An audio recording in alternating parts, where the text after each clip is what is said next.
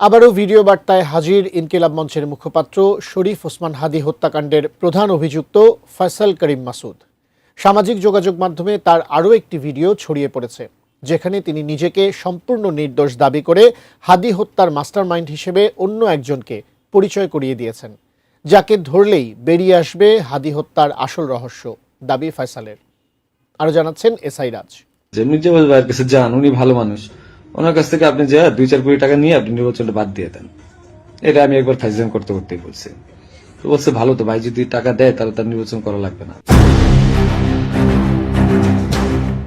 ইনকিলাব মঞ্চের মুখপাত্র শরীফ ওসমান হাদীর হত্যার বিচারের দাবিতে তৃতীয়বারের মতো রাজধানীর শাহবাগ চত্বর অবরোধ করে সংগঠনটি।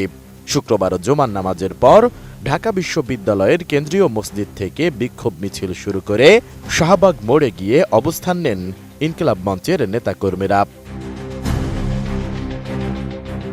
এ সময় হাদী হত্যাকাণ্ডের বিচার না হওয়া পর্যন্ত রাজপথে আন্দোলন অব্যাহত রাখার ঘোষণা দেন সংগঠনটির সদস্য সচিব আব্দুল্লাহ আল জাবের।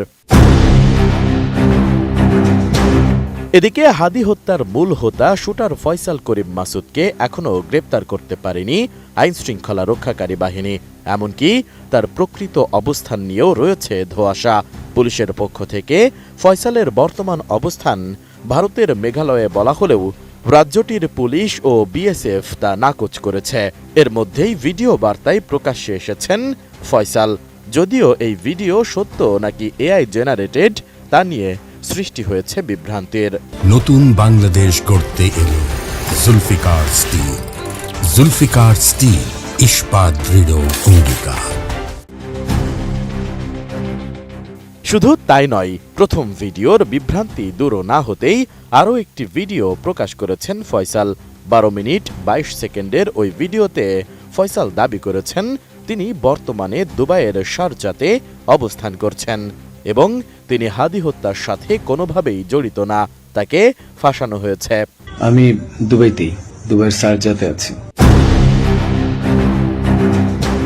ছড়িয়ে পড়া ওই ভিডিওতে তিনি দাবি করেছেন মূলত ব্যবসায়িক উদ্দেশ্যে হাদীর সাথে তার পরিচয় হয়। এরপর তাকে 5 লাখ টাকা দেওয়ারও দাবি করেন তিনি। আর এই কথা যারা বিশ্বাস করছেন না তাদের প্রশ্নেরও জবাব দেন তিনি।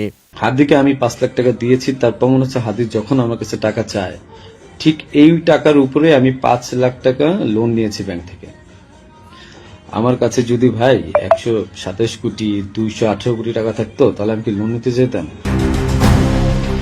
ভিডিওটিতে তিনি আইন শৃঙ্খলা বাহিনীর সদস্যদের দৃষ্টি আকর্ষণ করে বারবার বলেন কাউসার নামে তারই এক ছোট ভাই তাকে সেফ এক্সিস্টের ব্যবস্থা করেছে এবং কাউসারই নাকি তাকে হাদীর সাথে পরিচয় করিয়ে দিয়েছিল। তাই সবকিছুর জন্য তিনি কাউসারকেই দায়ী করেন। তার ভাষ্য, কাউসারকে ধরলে হাদী হত্যার আসল রহস্য বেরিয়ে আসবে।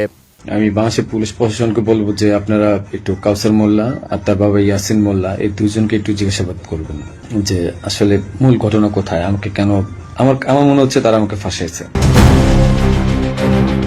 কিন্তু সত্যি যদি ফয়সাল এই হত্যাকাণ্ডে জড়িত না থাকেন তাহলে কেন তিনি দেশত্যাগ করলেন? তার বাবা মা, প্রেমিকা ও স্ত্রী কেনই বা এই দায় স্বীকার করেছেন? এসব প্রশ্নেরও উত্তর দিয়েছেন ফয়সাল। আমি ব্যবসা করে খাওয়া ছেলে, দিন শেষে দেখা যাবে যে আমি দেশে থাকবো, আপনারা আমাকে মব করবেন। তো যেহেতু মবের যুগ চলতেছে এখন, 5 আগস্টের পর থেকে আপনারা মবের একটা যুগ নিয়ে আসছেন, তো আমি কিভাবে দেশ না ছেড়ে আসি? এ সময় ফয়সাল তার ব্যাংক অ্যাকাউন্টে অস্বাভাবিক লেনদেন নিয়েও কথা বলেন। ব্যবসায়িক পারপাসেই তার অ্যাকাউন্টে এমন লেনদেন হয়েছে বলে দাবি করেন তিনি। ভিডিওতে তিনি তার প্রমাণস্বরূপ কিছু ট্যাক্স রসিদ প্রকাশ করেন। আমার ব্যাংকের যে ট্রানজাকশন, আমি বলি আমি সরকারি কাজ যেহেতু করি, আমার ব্যাংকের ট্রানজাকশন প্রতি বছর যে টার্নওভার, এই প্রতিটা টার্নওভারের ভ্যাট ট্যাক্স দেওয়া আমি প্রুফ দেখাই আপনাদেরকে। যদিও ফয়সাল করিম মাসুদের এই ভিডিওটি তার নিজের কিনা তা যাচাই করা সম্ভব হয়নি, তবে ভিডিওর ধরন, বাস্তব চেহারা, ব্যাকগ্রাউন্ড সাউন্ড, একের পর এক প্রশ্নের জবাব ও মুখভঙ্গি দেখে অনেকটা প্রকৃত ভিডিও হিসেবেই মনে করছে নেটিজেনরা। তবে আইনশৃঙ্খলা বাহিনীর পক্ষ থেকে এখনও এ বিষয়ে আনুষ্ঠানিকভাবে কিছু জানানো হয়নি। S I Raj, ATN news, Dhaka.